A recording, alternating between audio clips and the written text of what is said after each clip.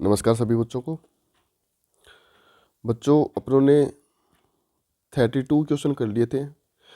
32 question मैं आपको repeat कर देता हूँ। 3 वर्ष के चक्रवृद्धि ब्याज व 1 वर्ष के साधारण ब्याज का अनुपात है 3.64:1। आपको इसमें रेट पूछी गई थी। देखिए बच्चों, ये यहाँ पे आप CI लिखोगे और यहाँ आप SI लिखोगे। CI दे रखा अपने को 3 वर्ष का 3.64 और SI दे रखा है 1 वर्ष का 1। अगर आप इसको 100 मानोगे तो ये 364 हो जाएगा, 364 और ये 100। अब ये तो 364 3 साल का CI है, 3 वर्ष का CI, और ये है 1 वर्ष का SI। अब देखिए बच्चों, अगर ये 1 वर्ष का SI है तो 3 वर्ष का SI हो गया 300 रुपीज़, क्योंकि हर साल 100 रुपये लगेंगे। अब CI और SI का अंतर हो चुका है अपने पास में, डिफरेंस हो गया अपने पास में 64 रुपये का। अब देखिए,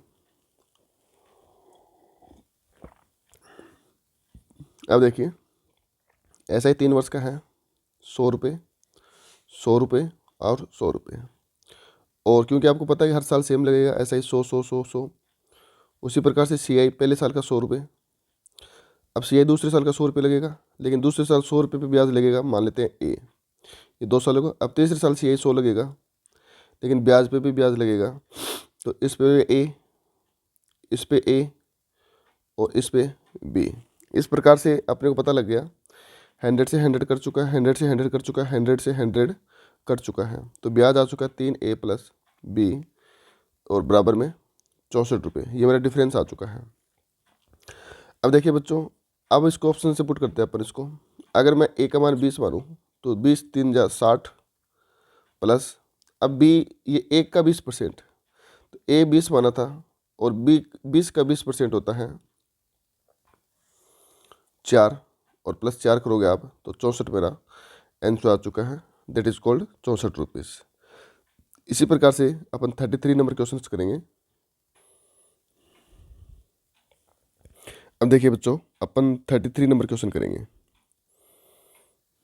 आपको इसको रफ कर देता हूँ।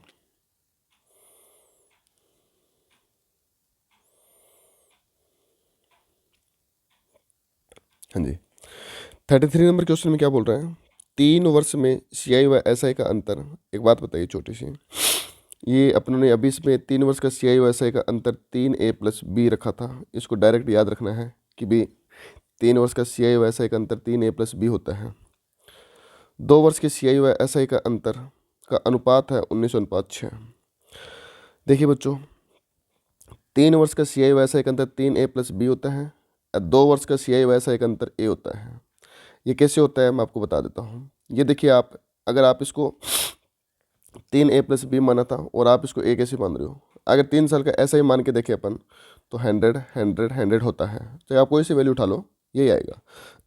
अब अगर 3 साल का CI देखोगे तो पहले साल का CI 100, फिर इस पे A आता है। अब ये तो चलो 3 साल का था, अपनों ने 100 A, फिर 100 A और B, ये तो चलो 3A + B, ये 3 साल का CI था और ऐसा एक अंतर था।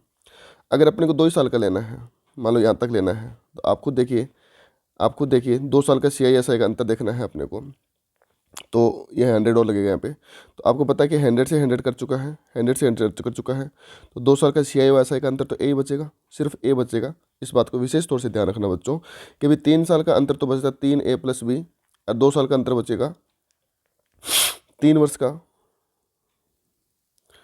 CI व SI का डिफरेंस होता है 3A + B, और उसी प्रकार से 2 वर्ष का CI SI का डिफरेंस होता है सीधा A।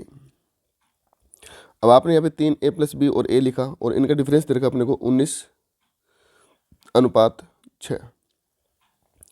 अब A का मान 6 और 3A + B है, A का मान 6 यहाँ पुट करोगे तो 3 × 6 18, और B का मान क्या रखूँ मैं, 1 रखूँगा, तभी तो ये 19 होगा।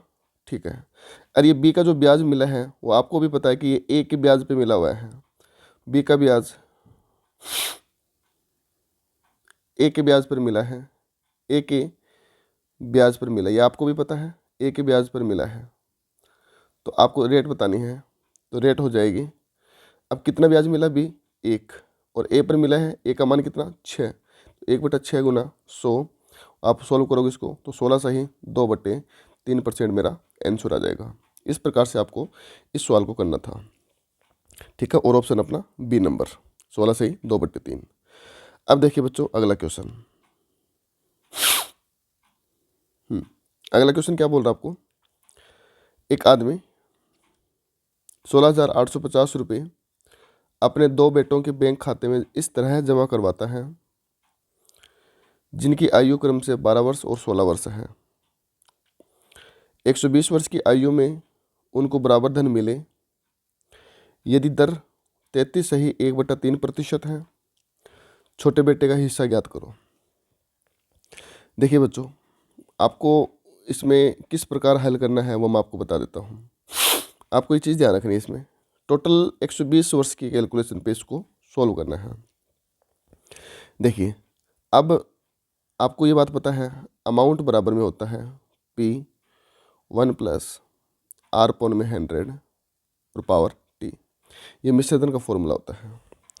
दूसरी बात आपको ये भी पता है कि टोटल धन अपने पास में 16,850 रुपये, ये 2 बेटों में खातों में जमा करवाना है। अब 120 वर्ष तक, अब देखिए मैं इसको सोल्व करूं तो ये मान लेता हूँ मैं छोटा बेटा और ये मान लेता हूँ मैं बड़ा बेटा, स्मॉल और बिग। ये छोटा बेटा है मेरा और ये बड़ा बेटा है। अब 120 साल पे अपन देखेंगे, जो छोटे वाला 12 साल का है और बड़े वाला 16 साल का, ऐसा ही कुछ है इसमें, ये रहा 12 वर्ष और 16 वर्ष।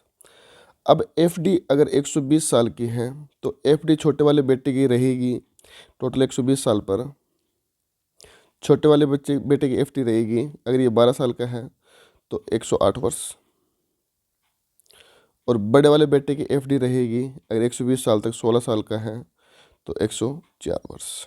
ये बात सभी को पता होनी चाहिए। अब देखिए बच्चों, छोटा बेटा और बड़ा बेटा, अगर मैं आपको बताऊं कि भी छोटे बेटे के अकाउंट में और बड़े बेटे अकाउंट में टोटल 16,850 रुपये धन जमा हुआ था। अब देखिए बच्चों, छोटे बेटे के अकाउंट में मानता हूँ कि 80 रुपये जमा हुए हैं और बड़े बेटे के अकाउंट में 20 रुपये जमा हुए हैं, तो टोटल रुपये तो जमा S + B 16,850 ही हुए हैं ना। ये लीजिए, एक बार ऐसे मानो इसको। अब आपको पता है ये फॉर्मूला है और ये दोनों बेटों पे लागू होगा, तो मैं बराबर बराबर रखूँगा, तो आप बोलोगे कि भी छोटे बेटे के खाते में 80 रुपये जमा गुणा रेट है 33 सही 1/3 है तो 1 + 1/3 और टाइम आ गया मेरे पास में 108 वर्ष। क्लियर। उसी प्रकार से ये आ गया छोटे बेटे का अमाउंट। उसी प्रकार से बड़े बेटे के अमाउंट में देखते हैं 20 रुपये धन जमा हुआ है, बी 1 + 1/3 टाइम है 104 वर्ष, ये बी के अकाउंट में जमा हुए हैं। इस क्वेश्चन में एक बात बोली गई है कि भी उनको बराबर धन मिलेगा लास्ट में, 120 वर्ष की आयु में उनको बराबर धन मिलेगा, तो ये जो धन मिल रहा है और ये जो धन मिल रहा है वो बराबर मिलेगा।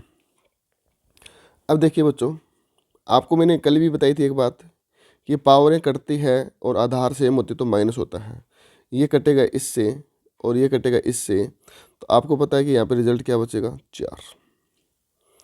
मैं यहाँ कर देता हूँ। अब S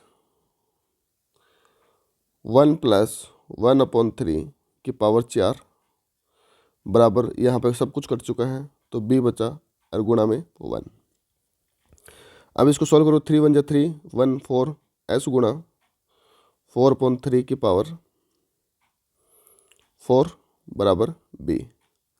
अब 4 की पावर 64 है, मतलब 4 की पावर 4 होगी अपने पास में 256 बट्टे में 3 की पावर 4 होगी 81 बराबर में B। ये 81 इधर चला जाएगा, S गुणा 256 बराबर B गुणा 81। अब S और B का मान निकालना है, तो एस की यूनिट तो आ चुकी है 81 और बी की यूनिट आ चुकी है 256 यूनिट। और आपने शुरू में एस और बी का टोटल धन कितना बना था 16,850। तो 81 यूनिट प्लस 256 यूनिट बराबर 16,850। 81 और 256 हो चुके हैं आपके 337 यूनिट बराबर 16,850। तो एक यूनिट का मान यहाँ से आप काट के निकालोगे तो एक यूनिट का मान आएगा 50। आपसे पूछा गया है छोटे बेटे का बड़े बेटे का धन। छोटे बेटे का पूछा गया ना, छोटे बेटे का हिस्सा पूछा गया। छोटा बेटा क्या माना हुआ आपका, एस माना हुआ है। एस की यूनिट कितनी है 81। तो 81 गुणा 50 करोगे आप तो छोटे बेटे खाते में आ जाएंगे 4,050 रुपये। 0 से 0 ये लीजिए, आपके छोटे बेटे के हिस्से में खाते में कितने रुपये आ गए 4,050 रुपये। ये मेरा बी नंबर ऑप्शन सही है दोस्तों। इस वीडियो को वापस देख लेना, आपको ये क्वेश्चन पूरा अच्छे से समझ में आ जाएगा। क्लियर दोस्तों, अगले क्वेश्चन पे बढ़ते हैं अपन। देखिए सबसे इम्पोर्टेंट क्वेश्चन है वो,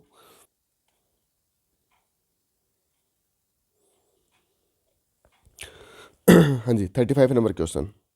35 नंबर क्वेश्चन में बोल रहा है कि एक आदमी ने बाइक खरीदी है और वादा किया कि वह 20% की दर पर 10,800 रुपये की 3 बराबर किस्तों में पैसा चुका देगा।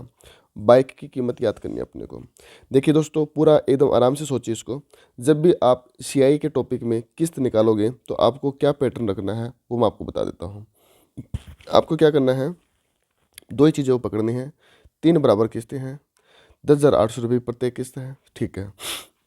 और इसके अंदर अपने को और बाकी कुछ नहीं दे रखा। हाँ रेट दे रखी है 20% की दर। आपको क्या करना है मैं आपको फिर से बता देता हूँ। आपको इस सवाल में आपको यहाँ तो लिखनी है कीमत और यहाँ लिखनी है आपको किस्त। देखिए बच्चों जब भी आप इस सवाल को करोगे सुनना ध्यान से, 3 स्टेप हैं, फर्स्ट सेकंड और थर्ड।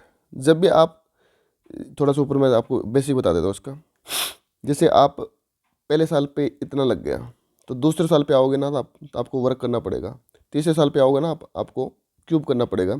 इस प्रकार से चक्रवृद्धि ब्याज में किस्तों का सवाल होता है। कैसे होगा देखिए, आपको पता है कि 20% की रेट का अमाउंट कितना होता है बिगिनिंग के अंदर 1/5। 1/5 होता है, तो आपने 5 इधर लिख दिया और 6 इधर लिख दिया। फिर आप दूसरे स्टेप पे आओगे तो 5 का वर्ग होगा 25 और 6 का वर्ग होगा 36। तीसरे पे आओगे आप तो 5 का घन होगा 125 और ये होगा 216 यूनिट। अब देखिए दोस्तों आपने यहाँ तक तो सवाल को कर लिया। अब आगे का स्टेप देखिए। इस सवाल में बोला गया अपने को विशेष तौर पे कि भी प्रत्येक किस्त बराबर है। यहाँ पर किस्तें बराबर तो नहीं है ना, यहाँ किस्तें बराबर नहीं है, तो मेरे को बराबर करने के लिए मैं उल्टी काउंटिंग शुरू करूँगा। इसको मैं 1 से मल्टीप्लाई करवाऊँगा, इसको मैं आपको उल्टा करने के लिए मतलब इसको बराबर करने के लिए इसको 1 से मल्टीप्लाई करवाया तो इस 216 36 को बनाने के लिए 6 से गुना कराऊंगा और इसको मैं 36 से गुना करूँगा। कहने की बात ये है इसको यहाँ पे गुना करवा दो और इसको यहाँ पे गुना करवा दो। जब आप इधर 6 से गुना करवा रहे हो तो आपको इधर भी 6 से गुना करवाना पड़ेगा। आप इधर 36 से गुना करवा रहे हो तो इधर भी 36 से गुना, और आप अगर इधर 1 से गुना करवा रहे हो तो आपको इधर भी 1 से गुना करवाना पड़ेगा। अब देखिए 36 पंजा 180, 25 छिका 150, 125 एकम 125। उसी प्रकार 36 छिका 216, 36 छिका 216 और 216 एकम 216। आपको भी पता कि प्रत्येक किस्त बराबर आ चुकी है और प्रत्येक किस्त की राशि दे रखी है 10,800 रुपये। अगर आपको प्रत्येक किस्त की राशि दे रखी है 10,800 रुपये तो 1 यूनिट का मान आ चुका है यहाँ पर 10,800 को। जब आप इसको सॉल्व करोगे तो अपने पास में 1 यूनिट का मान आएगा 550। 1 यूनिट का मान 50 आ गया। आपसे पूछा गया है कहाँ पे है, क्या पूछा गया आपसे, आपसे पूछा गया बाइक की कीमत। तो बाइक की टोटल कीमत आप काउंट कीजिए, इसको ऐड कीजिए 180, 150 और 125, टोटल होगा आपका 455 और 455 यूनिट हो चुकी है। और आपको बाइक की कीमत याद करनी है तो 455 गुना 50 करोगे आप तो आपका उत्तर आएगा 22,750 रुपये। ये आपकी बाइक की कीमत आ चुकी है दोस्तों। आप इस किस्त के सवाल हैं सारे के सारे इसी मेथड से करना, आपका सवाल फास्ट होगा दोस्तों। अब अगला सवाल देखते हैं अपन, एक सवाल और करवा देता हूँ किस्त का मैं आपको। जैसे मैंने बोला आपको, एक आदमी ने 25,220 रुपये का धन उधार लिया और वादा किया कि वह 5% की दर पर 3 समान किस्तों में चुका देगा। आप खुद देखिए दोस्तों, 5% का भिन्न बनाओगे तो 1/20 बनेगा। तो इधर तो आएगा आपके पास में 20 और इधर आएगा 21। फिर आप इसको वर्क करोगे तो 20 × 400, 21 × 441। फिर आप घन करोगे तो 8,000 और यह आएगा 9261। फिर आपको दूसरा स्टेप क्या अप्लाई करना है, इसको 1 से गुना करवा दो, इस ऊपर वाले को 441 से गुना करवा दो, इसको 21 से गुना करवा दो। जब इधर करवा रहे हो तो इधर भी होगा, इसको 441 से करवाया तो 441, 21 से करवाया तो 21 और 1 से करवाया तो 1 से। अब आपको पता प्रत्येक किस्तें बराबर हो चुकी हैं, देख लो खुद। 21 441 से करोगे आप तो 9261 और ये करोगे तो 9261 और ये करोगे आप 9261। 441 को आप 20 से गुणा करोगे तो ये बनेगा आपका 8820 और ये बनेगा आपका 21 चौका 8400 और ये बनेगा आपका 8000। तो टोटल अपने पास में ये जो लोन के अमाउंट है वो कीमत आ चुकी है अपने पास में 25,220 रुपये, 25,220 रुपये। और ये प्रत्येक किस्त 9261 की आ रही है।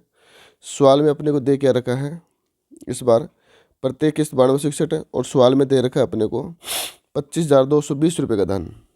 ये खुद देख लीजिए आप, 25,220 का धन दे रखा है और धन कितना है 25,220 रुपये का धन 25,220 के बराबर रखोगे तो 1 यूनिट का मान आ गया 1। और प्रत्येक किस्त की राशि पूछी है तो प्रत्येक किस्त अपनी 9261 यूनिट है, 9261 है तो 1 यूनिट का मान पुट करोगे तो 9261 गुणा 1 करोगे तो प्रत्येक किस्त आ चुकी है अपने पास में 9261 रुपये की दोस्तों। इस प्रकार आपको ये सवाल को हैंडल करना है, बहुत ही आसान है। आप इसको बार बार रिपीट करके देखना, आपको समझ में आएगा। अगला सवाल देखते हैं दोस्तों, देखिए। हाँ जी, एक आदमी ने 30% वार्षिक दर से 3,000 रुपये बैंक से उधार लिए। प्रत्येक वर्ष के अंत में वह 1,000 रुपये लौटा देता है। ज्ञात करो कि तीसरे वर्ष के अंत में लोन चुकाने के लिए उसे कितने रुपये देने पड़ेंगे। आप इस सवाल में देखिए दोस्तों, लोन कितने रुपये का लेता है 3,000 रुपये का और ब्याज इसकी 30% के हिसाब से पहले साल की ब्याज आ चुकी है 900 रुपये और टोटल ब्याज समेत 39 रुपये हो जाते हैं पहले साल के अंत में। लेकिन वो बंदा 1,000 रुपये चुका देता है तो अब उसके पास में अमाउंट कितनी रह गई 29 रुपये का धन चुकाना है शेष। फिर वो 30% के हिसाब से चुकाएगा तो 870 का ब्याज हो गया, तो टोटल अमाउंट होती है उसकी 3770 रुपये। फिर वापस वो 1,000 रुपये चुका देगा तो इस प्रकार से उसको लास्ट में 2770 रुपये चुकाने हैं और ब्याज हो जाएगी 30% के हिसाब से 821 रुपये की। तो ओवरऑल लास्ट साल के अंदर वो 3601 रुपये चुकाएगा और उसका आंसर आ जाएगा ये वाला। क्लियर दोस्तों, इस प्रकार से इस सवाल को करना है, बहुत ही आसान है, कोई प्रॉब्लम नहीं है। अब देखिए दोस्तों, मैं आपको कुछ फैक्ट बताता हूँ। देखिए, बहुत ही लाजवाब फैक्ट बता रहा हूँ, वो ध्यान से सुनना मेरी बात को। मैंने आपको एक बात बताई थी कि भी 2 वर्ष का CI और SI का डिफरेंस दे रखा होता है। तो 2 वर्ष का CI व SI का डिफरेंस दे रखा होता है तो आप डायरेक्ट बता सकते थे कि भी CI माइनस SI 2 वर्ष का हो तो क्या रखते हैं अपन,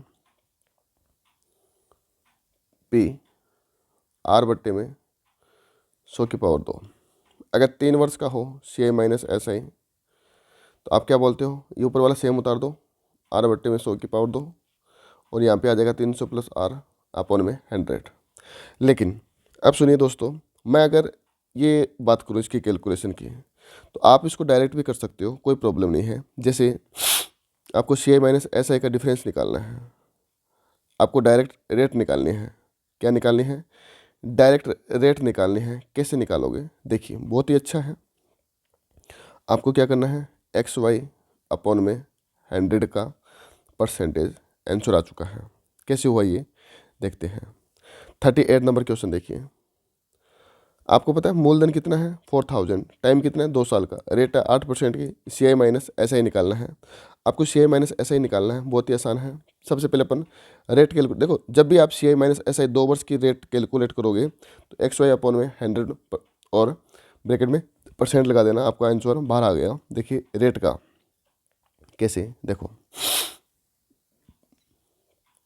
CI माइनस SI रेट निकालनी है अपने को।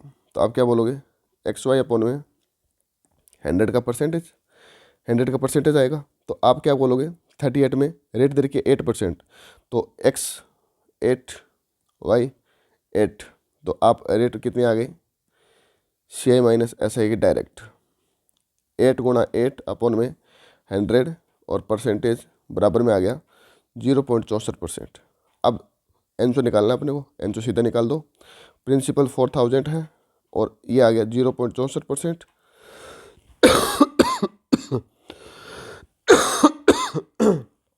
सॉरी फ्रेंड्स, आप इसको सॉल्व करोगे तो 25.6 रुपये आंसर आ चुका है। ये लीजिए दोस्तों, बाकी के क्वेश्चन आप हैंडल कर लेना, कोई प्रॉब्लम नहीं है, आप आराम से कर सकते हो। मैंने सब कुछ आपको बता दिया, आपको टैकल करने हैं किस प्रकार से क्या किया गया है। हाँ, 39 नंबर क्वेश्चन और करवा देता हूँ दोस्तों मैं आपको, ताकि आपका जो डाउट है वो कंप्लीट हो जाए। 39 नंबर क्वेश्चन में क्या बोल रखा है कि मूलधन 4000 रुपये, दर 8%, समय 1 वर्ष 3 माह का है। कोई दिक्कत नहीं है, समय है 1 वर्ष 3 माह का। अब इसको x मानोगे, इसको आप क्या मानोगे, y मानोगे। आपको पता है पहले साल तो 8% पूरा लोगे और दूसरे साल 3 माह का लेना है। ये 8% बेटा 12 माह का है, तो 3 माह का लेना है। 3 4 जा 12 और 4 2 जा 8, तो y कितना आ गया 2%। डायरेक्ट निकालते हैं, 8 गुणा 2 अपन में 100 और परसेंट, 8 दूनी 16, तो 0.16% मेरी डायरेक्ट रेट आ चुकी है। अब देखिए 0.16 डायरेक्ट रेट आ चुकी है, तो आप क्या बोलोगे, 4000 गुणा 16 बट्टी में 100 और 100, तो डायरेक्ट सॉल्व करोगे तो 6.40 रुपये मेरा आंसर आ गया। ठीक है दोस्तों, बाकी के सवाल आप हैंडल कर लेना। धन्यवाद। जय हिंद, जय भारत। मैंने पूरा कंप्लीट आपको बता दिया।